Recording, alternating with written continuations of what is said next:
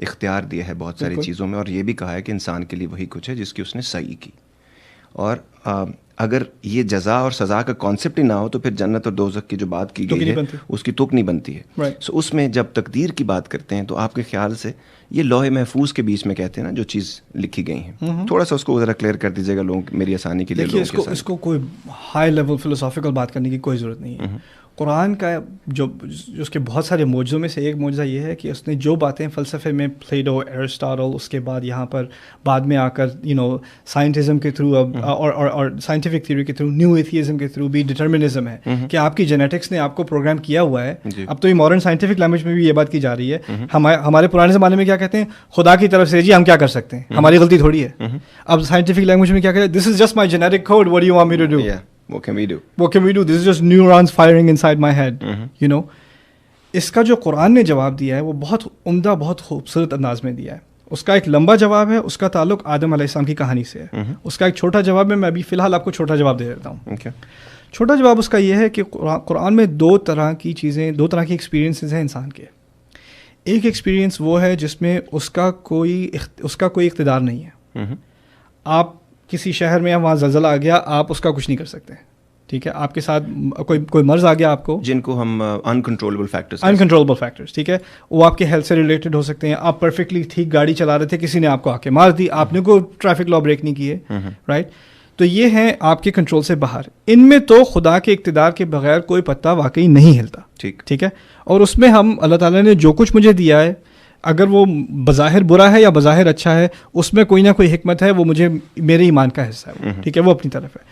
ہاں، تو پہلی بات کو تھوڑا سا ریکیپ کر کے کہ کچھ زندگی میں آپ کے ساتھ ایسے حادثے ہوتے ہیں جس میں کلیئرلی آپ کا کوئی عمل دخل نہیں ہے، یا کوئی خاص قسم کی سکنس ہے جو جینیٹک سے ریلیٹڈ ہے، یا کوئی ویدر ریلیٹڈ مسئلہ ہے، یا نیچرل کلیمٹی ہے، یا کسی نے آپ کو آ کے گاڑی مار دی جیسے میں پہلے کہہ رہا تھا، جو اکثر ہو جاتا ہے، جو ہو جاتا ہے، جو آپ کی غلطی سے نہ ہوا ہو. اس میں واقعی ہمارا ایمان یہ ہے کہ یہ تمام مشکلیں، اور جسے مصیبت بھی کہا گیا ہے عربی میں، عربی کا لفظ مصیبت اردو کے لفظ مصیبت سے زمین آسمان کا فرق ہے. عربی کا لفظ مصیبت آتا ہے اصابہ یصیبو اصابتاً سے، اس کے معنی ہوتے ہیں ٹارگٹ کو ہٹ کرنا. اصابہ سے ہی ثواب کا لفظ نکلا ہے، یعنی کوئی تیر چلاتا ہے اور بالکل صحیح ٹارگٹ پہ جا کے لگے، اسے ثواب کہتے ہیں عربی میں صاد کے ساتھ. مصیبت کا لفظ عربی میں یہ ہے جو چیز تمہیں ہٹ کرنی تھی اور تم ہی کو ہٹ کرنی تھی، اسے مصیبہ کہا جاتا ہے.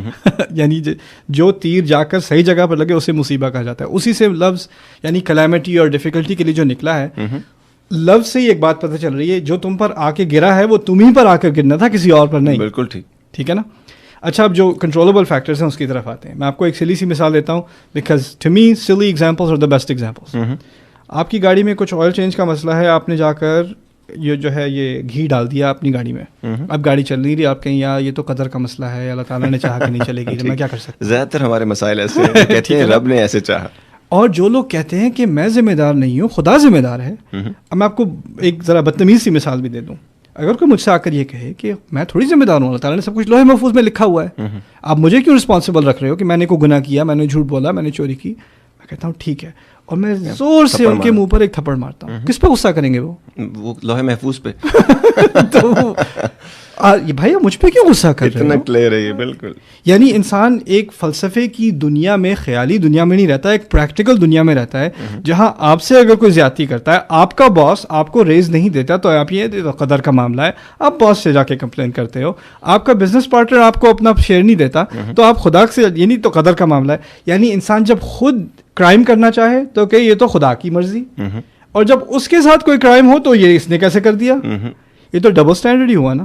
یعنی پریکٹیکلی اسپیکنگ اس میں میرے نزدیک جو قرآن نے کیا ہے، اس معاملے میں آپ کو فلسفے میں جانے کی ضرورت ہی نہیں ہے. Practical human experience speaks to the contrary. اسی لیے فبما اصابکم وما اصابکم من مصیبت فمن انفسکم فبایدیکم ویعفو عن کثیر. کیا فبما کسبت ایدیکم ویعفو عن کثیر، کیا عجیب آیت ہے سورۃ الشورى کی.